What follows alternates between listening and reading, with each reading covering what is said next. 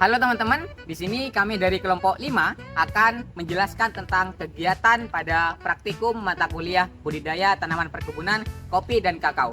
Sebelumnya, perkenalkan saya sendiri Ahmad Fadil dan rekan saya. Dan saya Jihan Aura Rifai dan rekan saya. Saya Ansidana Rodanin Wipin dan rekan saya. Saya Pratiwi Rifanda dengan rekan saya. Dan saya Rifada Ditya Putra dan rekan saya. Saya Siti Fitrianisi dan rekan saya. Dan saya Diendra Imas Desideria. Selamat menyaksikan. Acara yang pertama yaitu penanaman benih kopi dan kakao. Yang pertama adalah mempersiapkan alat dan bahan seperti benih kopi varietas Prope Legitim, benih kakao varietas ICCRI 08H, tanah, kompos, air, pupuk vertipos, polybag, cetok, cangkul, tip X, dan timbangan. Sebelum ditanam, benih kakao terlebih dahulu direndam selama 24 jam di dalam larutan bawang merah yang telah dihaluskan untuk mempercepat presentase berkecambah. Langkah selanjutnya adalah memberikan label keterangan setiap komoditas, ulangan, nama kelompok, dan kelas pada masing-masing polybag. Selanjutnya adalah mempersiapkan media tanam, yaitu tanah dan kompos yang dicampur dengan perbandingan 2:1. Campuran media lalu dimasukkan ke dalam polybag sebanyak 3/4 bagian polybag. Setiap polybag dicampur dengan pupuk vertipos sebanyak 2 gram per polybag. Setelah media siap, benih kopi dan kakao ditanam ke dalam polybag. Bagian munculnya plumula ditanam menghadap ke atas. Benih kopi dan kakao ditanam tidak terlalu dalam di media, terutama pada kakao masih menyisakan ujungnya agar tidak tertutup tanah. Setelah selesai ditanam, kemudian benih disiram perlahan dengan air dan dipindahkan ke greenhouse. Acara yang kedua adalah pemupukan tanaman kopi. Langkah pertama pada praktikum kali ini adalah briefing dan persiapan alat dan bahan. Alat dan bahan yang digunakan adalah cangkul, cetok, timbangan digital, pupuk urea, dan pupuk SP36. Setelah semua alat dan bahan siap, kegiatan praktikum dilanjutkan dengan membersihkan tanah di sekitar tanaman dari gulma dan kotoran lain.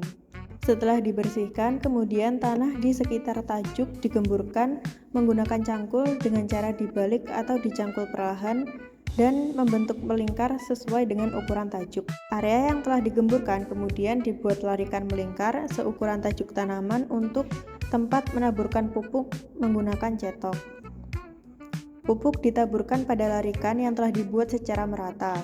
Setiap tanaman kopi mendapatkan pupuk urea sebanyak 200 gram dan pupuk SP36 sebanyak 200 gram.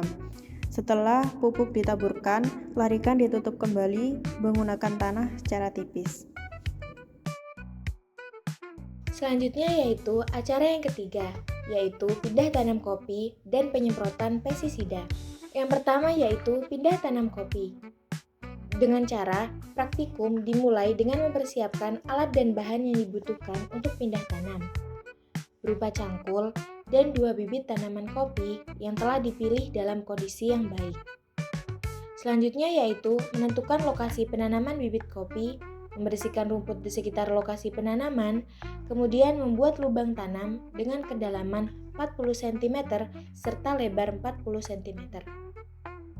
Lapisan topsoil tanah yang berada di lapisan atas dimasukkan kembali ke dalam lubang tanam dengan tujuan untuk menunjang kebutuhan hara tanaman agar mudah diserap oleh akar. Langkah selanjutnya yaitu tanam bibit kopi ke dalam lubang tanam dengan merobek polybag secara hati-hati agar tidak merusak akar tanaman. Bibit kopi kemudian ditimbun menggunakan sisa-sisa tanah pencangkulan lubang tanam, yaitu sekitar 20 cm setelah bagian topsoil. Yang kedua yaitu penyemprotan pestisida, dengan cara mempersiapkan alat dan bahan yang diperlukan, berupa pestisida curakron, air, dan sprayer. Langkah yang pertama yaitu mencampurkan curakron dengan air, dengan dosis 2 ml pestisida curakron dicampurkan dengan 1 liter air ke dalam sprayer lalu kocok hingga tercampur rata. Selanjutnya yaitu aplikasikan atau semprotkan pestisida ke tanaman kopi, terutama pada bagian yang terserang hama. Acara keempat yaitu pemangkasan tanaman kopi. Sebelum melakukan praktikum pemangkasan kopi, dilakukan pengarahan dan penyampaian materi terlebih dahulu. Lalu setelah pengarahan, menyiapkan alat dan bahan yang diperlukan selama praktikum, yaitu gunting, pangkas, dan tanaman kopi yang akan dipangkas. Setelah kita mendengarkan materi dari Pak Gi, kita akan melakukan praktik pada tanaman kopi kelompok kami. Bisa dilihat di sini karena kopinya sudah dipangkas, tinggal tunas airnya yang belum dipangkas. Jadi kita akan melakukan pemangkasan tunas air saja. Bisa dilihat cukup banyak tunas air yang tumbuh di sini, jadi langsung saja kita pangkas. Oke teman-teman, setelah dilakukan pemangkasan pertama, akan dilakukan pemangkasan lanjutan. Bisa dilihat setelah dilakukan pemangkasan pertama, tumbuh 2 cabang. Jadi sesuai dengan arahan Pak Gi, bahwa salah satu cabang akan kita potong lagi. Disesuaikan, bisa kita ambil 2-3 ruas daun dan salah satu pasangnya kita potong. Pemangkasan yang biasa dilakukan pada tanaman kopi yaitu teknik mercy. Arah pemangkasan dengan sistem mercy dilakukan memutar melawan arah jarum jam dari atas ke bawah. Teknik mercy merupakan salah satu teknik pemangkasan bentuk tanaman kopi yang bertujuan untuk membentuk kerangka tanaman kopi agar kuat dan produktif.